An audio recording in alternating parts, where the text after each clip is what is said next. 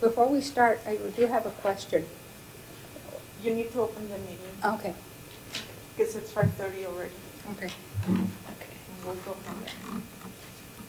So I'll move to open the meeting? No, you don't move, you just open. Just open, okay. Okay, we open the meeting. Roll call? Yes, Madam Chair. Justin Allen.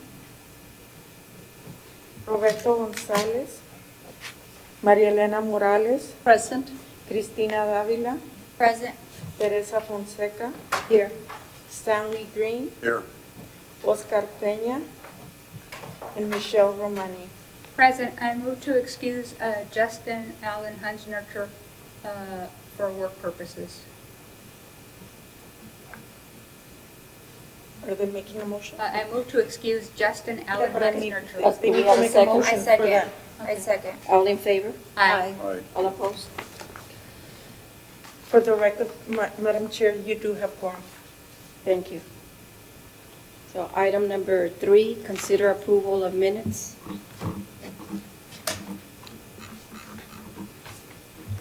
Minutes of the regular meeting of November 14th, 2019.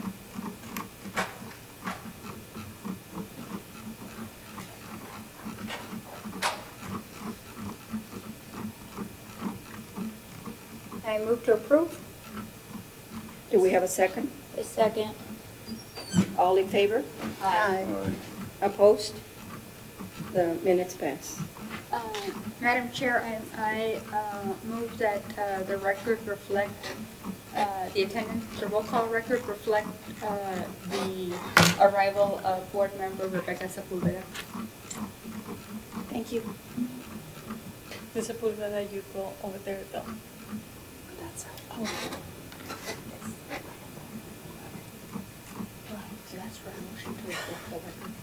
I ask for a motion to reflect the record.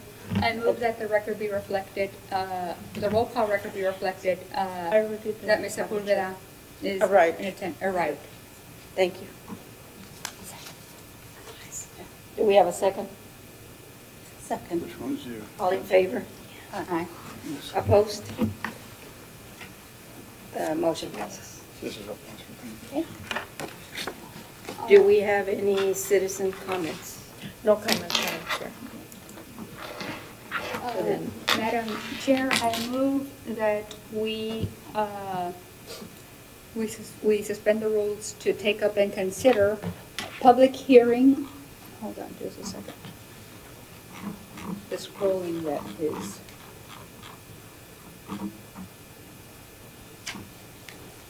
Okay, public hearing,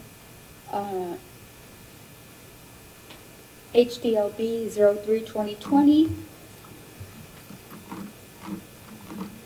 for discussion of possible action to consider the facade site improvements on lots 9 and 10, Block 11, Western Division, located at 818 Zaragoza Street, in order to add a mechanical yard, a new storage room to be painted to match existing fence color, new parking layout with relocated access through San Bernardo Avenue, and the repairs of the existing wall located at the east property line of Lot 9, repair to match existing finishes to preserve the historic character of it.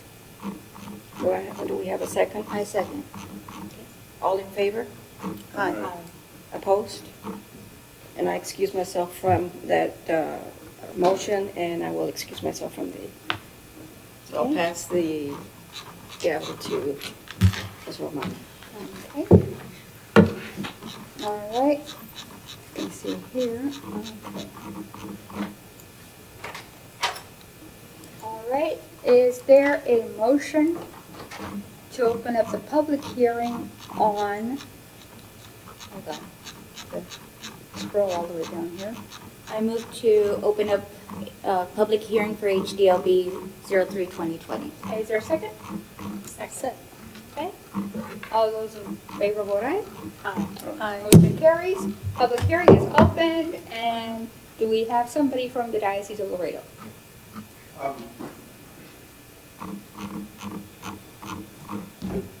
Hello, members of the board. My name's Rick Solis. I'm the architect with Hickey Peña Architects. I'm here representing the Diocese of Laredo. We're here just to answer any questions you guys may have with regards to this application. This is, the lot is actually located across the street from the San Agustin Cathedral. Okay. And this will be for the chilling station, right? Yeah, so currently, and we've actually brought this to the board before, Right. in between the old parish hall and the cathedral is where we had located all of our existing mechanical units. It really is kind of a mess. They're noisy. So the new design was to propose to install this chiller yard across the street. And in doing so, getting all of that, I don't want to call it a mess, but all the kind of like the ugly stuff away from the cathedral, and so we can really restore it back to its original appearance. Okay.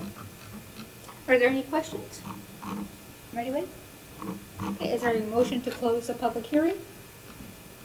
I so move. Okay. Second?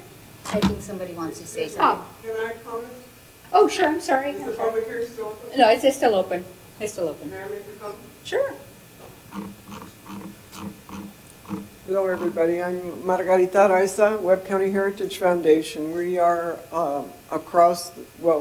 we are next door. Our Border Heritage Museum is located just right next to this lot where these changes are going to occur. I've talked to Mr. Solis earlier this week. Our concern was the noise level for those air conditioning units that are going to be right up next to our museum. From what we've looked up about the noise level, it would be equivalent to having at least 2 big motorcycles running continually turned on. I've been assured that they're going to take some steps to mitigate that, but I just want to get that on the record because that would be devastating for our programs and events that we have there year-round. And so I'd like to go on the record as asking y'all to take that up and see if we can get some kind of assurance that that will not be the case. And that they will not be placed where they are right now temporarily, I understand, because they're totally blocking all of the windows on our west side of the museum.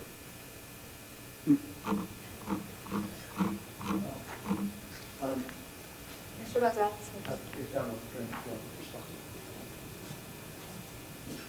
Good evening, Rene Gonzalez with the Diocese of Laredo. At the present time, the air conditioners are being stored before they even connected, and so they are abutting to the east of the parking lot, but they will not be on the east of the parking lot. They'll be northwest corner. So they will be, and there will be a buffer that will help it to do with the noise mitigation that exists at the time. That will exist at the sense, but these are brand new chillers. The systems themselves are made for today's environment.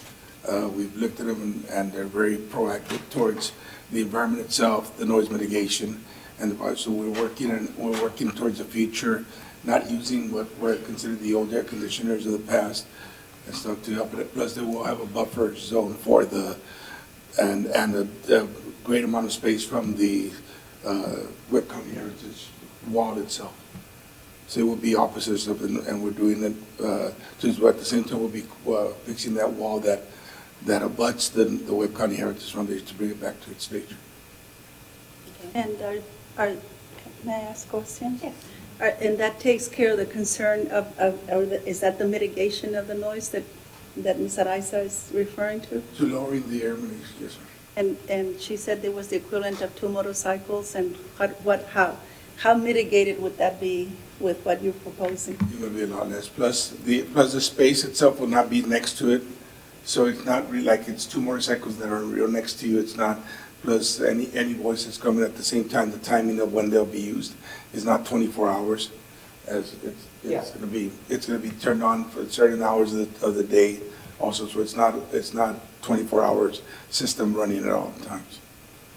So it's protected for those hourlies when the church is on the hour before and stuff, to where it helps. And it's, we've talked to different, also to our south of the thing, which for La Posada also, and we've discussed that also. And So you agree on the record that you would take care of that? yes, we'll be working actively with the community to make sure that we respect the environment of that area. Okay, if I can get Ms. Araiza back. Ms. Araiza, did they present you with this alternative plan? Mr. Solis told me that they would be constructing or having some kind of buffer, a wall, I understood, or a structure that would help mitigate the noise. So, yeah, that's my understanding. Okay. They didn't tell you how far away it would be? The wall? Well, they're. No, yes, they told me it would be on the San Bernardo side. That's Okay. what I was told. Okay. Then, so long as y'all can come to a mutual agreement that respects what you're trying to do with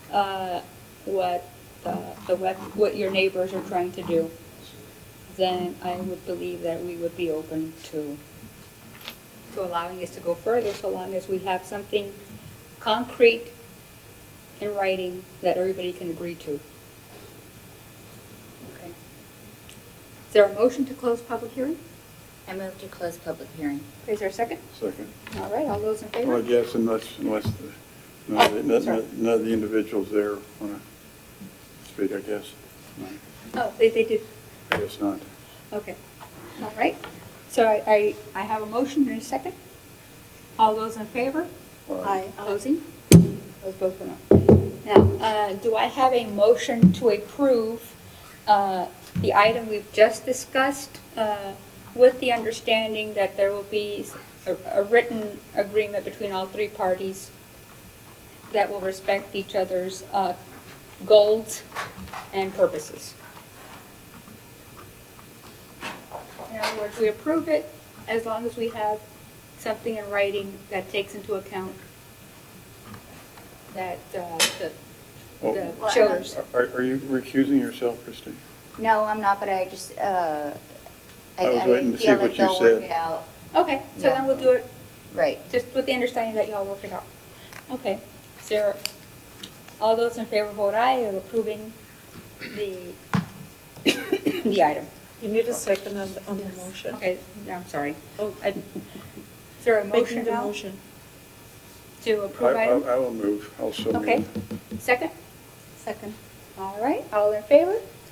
Aye. Aye. Congratulations, your motion is approved. Let me bring our chair. Did we already go through the first time? Jumped ahead. Because I assume that was going to The second, right?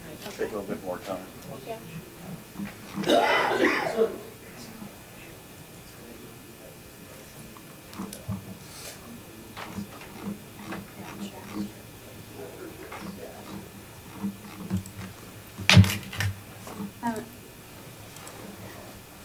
Let the record show that Madam Chair has returned as presiding officer.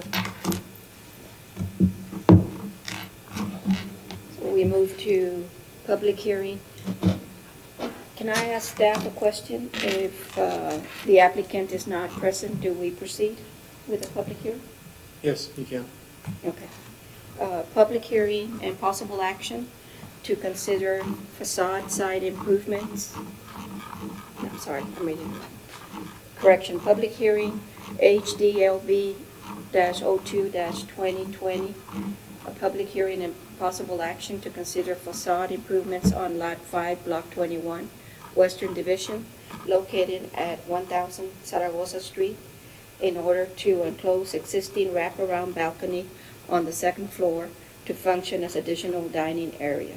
Historic District, San Agustin de Laredo Historic District. Do we have a motion to open the public hearing? I move to open up the public hearing. A second? All in favor? Aye. Any opposed? Motion carries. The public hearing is open.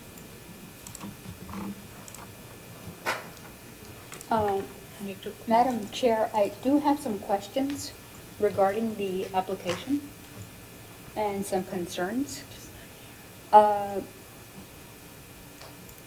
The owners have always been the ones to file the application, and they're the ones who have signed off on the affidavit. However, in this case, the tack room is owned by Palafox Hospitality, and it is not owned by the individual who signed the affidavit. This is not a correct procedure. Can I direct that to staff? It has been my experience that the legal owner is to sign the affidavit to make an application.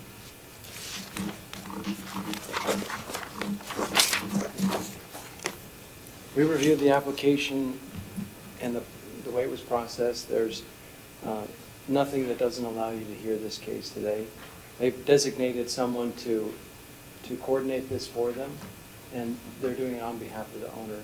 And Right, but Mr. Schneiderman, Mr. Garcia lists himself as the owner. He is not the owner, he is the manager. The affidavit clearly states owner, and he is not the owner. Our experience has been that It's right here. It's on the actual application. All owners of the above cited property must sign and date the application. And without some sort of corporate body resolution designating Mr. Garcia as the person that can authorize his staff to proceed with this, it's very difficult for us to take into consideration considering the significance of this building.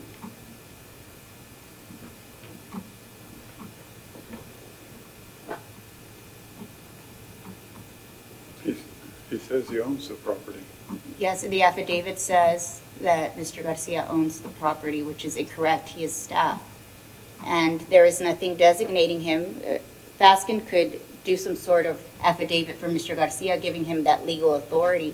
But since he doesn't have that, we don't have approval from. So he doesn't own the property? No, he works for the company, but he's not the owner. The owners are the Faskins. The only one who can sign on behalf of the Faskins would be the chairman of the board out of Lubbock. Mr.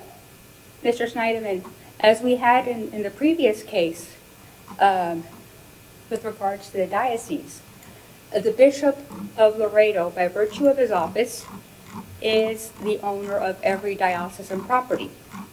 That's why nobody else but the bishop can sign that affidavit of ownership. In the case of Mr. Garcia, he is an employee, not the owner. this affidavit states an appointment of representative, and so. No, he's appointing somebody to act in his behalf.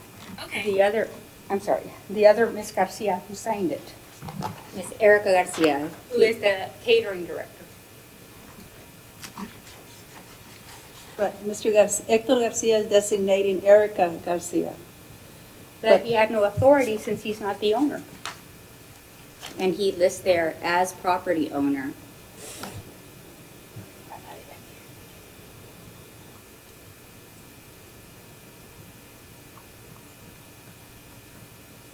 I would like to add that since we take applications every month and we need to follow the correct procedure, it's not fair for others that have had to delay their application because they needed to get the signature of the actual owner, and then to allow to proceed with this application without the documentation being incorrect. Right, and out of fairness, Mr. Schneiderman, and this goes to the general public, the biggest complaint that the city of Laredo has against itself is that applicants stress that the rules are not applied across the board to everybody. We need to be fair and balanced. If we require the actual owner to sign the affidavit, it has to be the owner. On the application, under applicant, it says applicant if different from property owner. So it provides that this may not be the property owner. If the owner of the property is a corporation, proof of legitimacy of signing party must be provided. That is what we're missing. It's on the application. Yes, sir, in the second bullet.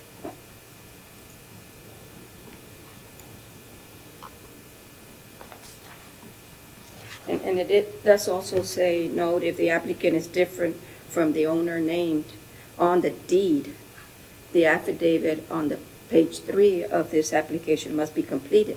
And in that affidavit, then the legal owner that is on the deed would identify a representative that they're willing to handle this case. Mr. Garcia, is there a question that you'd like to raise? Mr. Garcia? No, he was just sharing his thought. We often see this in applications where it's understood that the general manager is operating under that authority. The application does not have that language, Mr. Snyderman. It specifically states that there has to be written designation. I mean, this application is specific to us. Whatever any other department has, I mean, that's theirs, but this is ours. Yes, it says if the owner of the property is a corporation, proof of legitimacy of the signing party must be provided. There is no proof of legitimacy for the signing party. That is something they provided to us when they made the application. No, sir. Where does it say here that they must have that right now, that it must be shown? Well, we need it as a board to consider it, Yes. because you're presenting this to us as an incomplete application.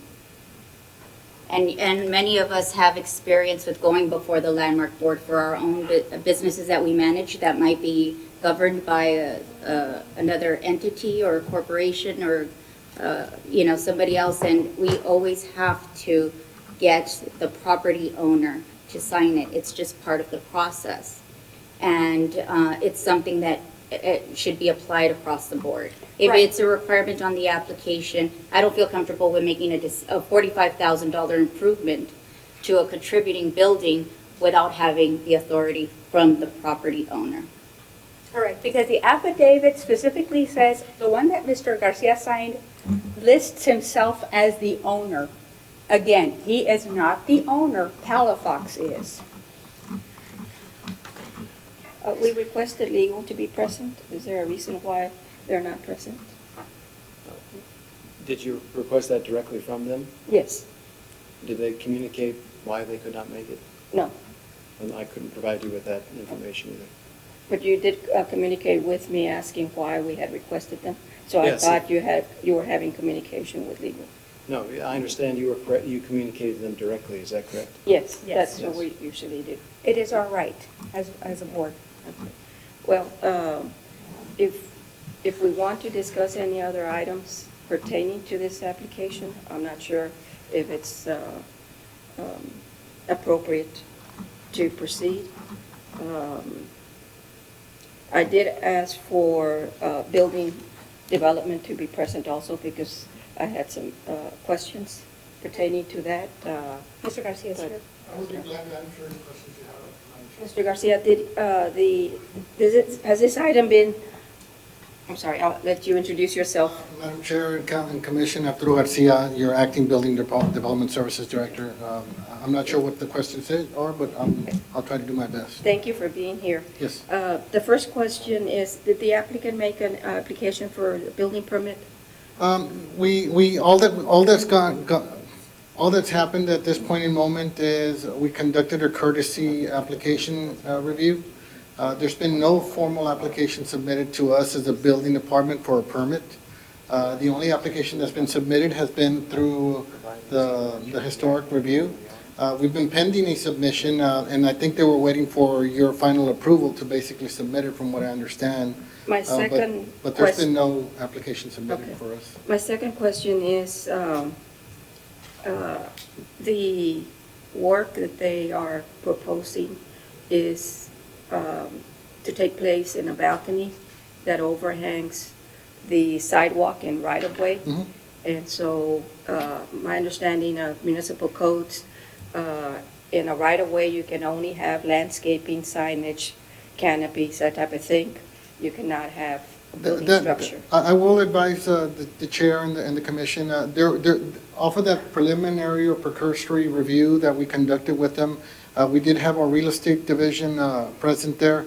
There were some documentation provided that they were working out with them directly, that apparently, if I recall, it allowed for some sort of easement when that porch was constructed. I'm not exactly sure on the details, but I understood that it was okay, I think, at that point. I would have to leave it to them to make that determination in that aspect of it, and that's about it on that side of it. There were some other elements identified in that courtesy review that were elaborated to them. Really at this point, I really can't comment because we don't have a physical application to see what their final decision was to do. And I think they're waiting to get your approval on this improvement. In light of those facts, or lack of thereof, do we have a motion to table this item? Madam Chair, if I may say something, I would recommend that you consider the application. What I did mention to Mr. Steinman as I approached him was basically, I would consider Mr. Garcia, basically, since he is the GM, similar to a city manager role, to where he has control of that, and he's submitting an application on behalf of the organization that he works for. So I would use that perspective. That's just an opinion, but it's up to the commission to make that decision for themselves. I would direct that question to legal, and so since they're not here, the only thing we can do is table this application. If those are the wishes of the so that we could commission, get- I'll let Mr. Steinman as the liaison. A private corporation is different than the city. Yes, so you can't apply apples to tangerines. I believe Ms. Sepulveda has a comment. Oh, I had a question for Mr. Garcia. In reviewing what they've submitted, would your department require that they have a structural engineer recommend? Right now, going back, we conducted a precursory courtesy review of the work or the scope of work. We do that every once in a while to somebody that might have a request to us. So off of the information we had then, since I don't have an application to review or plans or anything, I can't tell you what's going on until I get it. But off of that courtesy review, there was discussion related to structural analysis. Those poles are made of steel, and they apparently did have some sort of structural engineer study that allowed for it to have the capacity to carry the load that they're expecting to put on there, from what I initially discussed with them. But we haven't seen anything. So until that application is submitted, we'll review that information. But that was one of the items that we identified with them. One thing to consider, if I may, is that Palafox has hospitality. Do you have any evidence or anything that you know that would suggest that Mr. Garcia is not in some way a part owner, even some element of an owner in Palafox? He is the general manager. We cannot speculate. But that's not the. We cannot speculate, but I Exactly. will turn the question over to you. That's not our. Well, Do you have he has a signed evidence? affidavit stating that he's an owner. Yes, but he is not the owner because the How do one you know who is he's the not an owner owner? is, the Well, one who's the the- official Just say- Let me representative. correct Well, this. is there The- somebody here to speak for La Posada that He- could clarify that? He has a signed affidavit that says he's an owner in The Palafox. burden is But that not does on not us. match the deed. Is there a deed? The deed is Palafox, and he has a signed affidavit stating himself as an owner. So I think you're speculating that he may or may not be. May I say something? Do you do that with everybody that signs an application as an owner? Mr. Schneider. Again, I would propose that legal needs to Yes. respond to this issue. Sir, it's not our burden, the applicant's burden to prove what needs to be proven. We're not here to dispel anything. What do we have that, It's a motion Says- to table. I would like to amend, oh wait, Dr. Green has a question? what do we have that indicates that hospitality is the owner? Well, we know that Palafox Well, because we've got a document that says that Mr. Garcia is the owner. Right. Actually, there is no deed attached, and the application also requires a copy of the deed. Exactly. And the deed is not attached. So there's another. The deed is part of the application, we have it on record, which is not. I see it provided checked off on the exhibit. list, but it's not in the package. Yeah, but we know from. That's a legal document that we do not include on the exhibit. So we have but confirmed we do have it. Palafox, but we just don't have anything on Mr. Garcia, is that correct? Correct.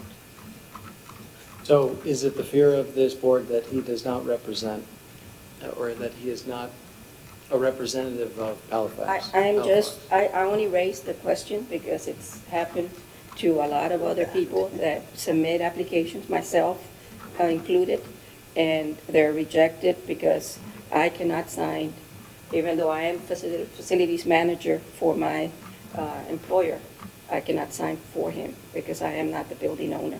And so we've had time and time again to make sure that we have an affidavit, and it's a new affidavit with every application. So I'm just trying to stay within the guidelines and our. And the wording on the actual application. And the standard of fairness, Mr. Snyderman. Madam Chair, before we move to table, may I ask a question about the staff recommendation? Or should we leave it?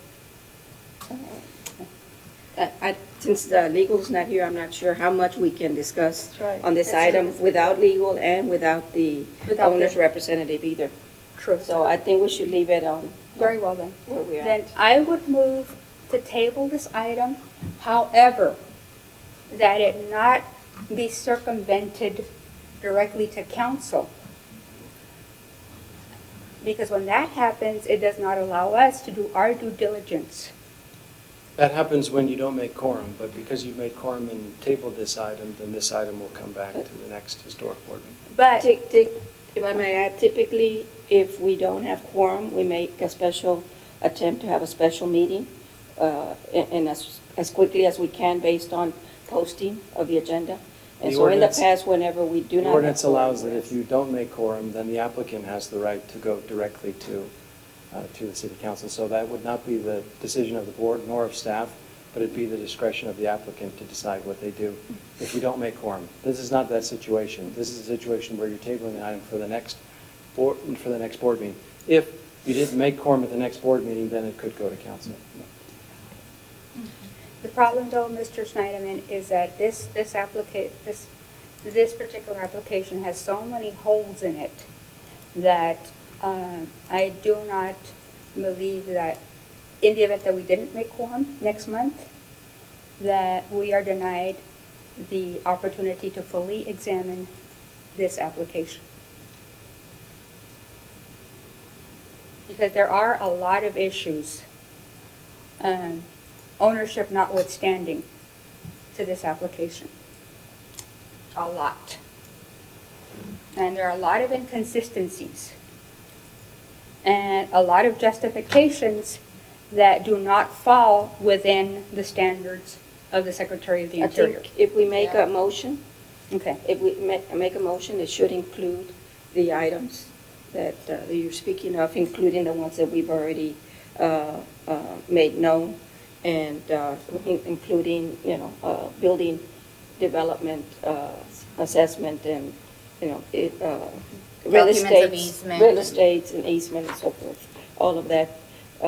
The applicant has an opportunity to correct all of these, and the more that we advise him of items that we have concerns with or that are not following protocol, the better the chance that the next time we meet, we have a corrected application and everything addressed, that we can then perform our responsibility and duties.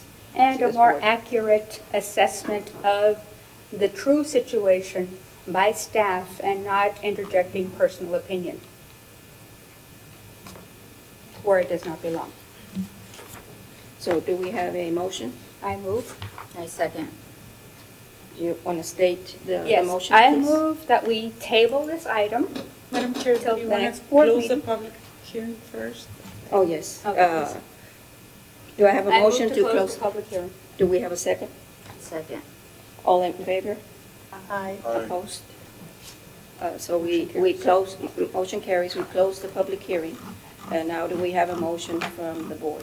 Yes, I move that we table this item until the next regularly scheduled board meeting with the stipulation that the applicant provide a true and correct copy and definition of actual ownership, meaning who is the designated owner and who will be signing off as the owner and appointing a representative to act on their behalf.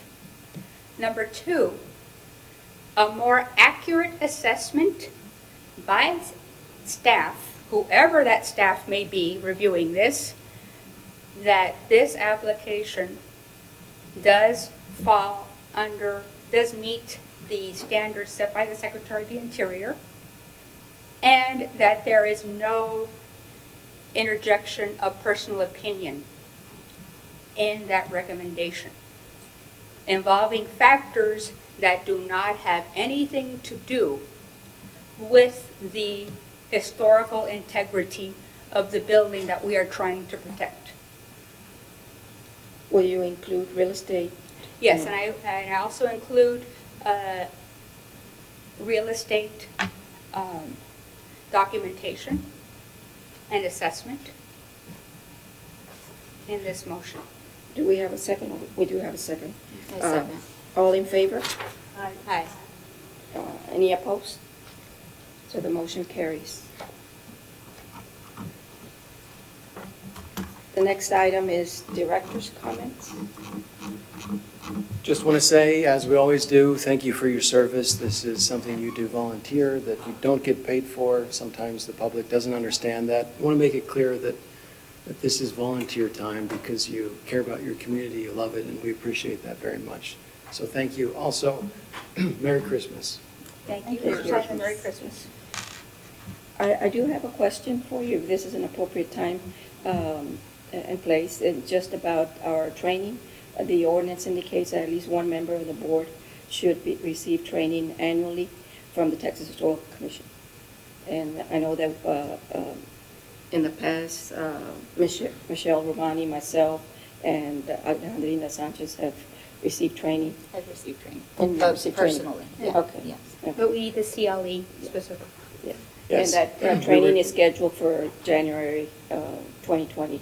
So I believe that you should have an email from us requesting the city's position in allowing us to attend the Real Places conference. Staff, we were just discussing training in 2020. That's something we hope to do as staff. We would like to open up that training to more by bringing somebody here or providing training as staff for the entire board here. Where we have budget, there may be additional opportunities, but nothing would prohibit you if, at your own expense, if you want to go to one of these places, you're more than welcome. We wouldn't, of course, we wouldn't stop you in any way. We'd appreciate that.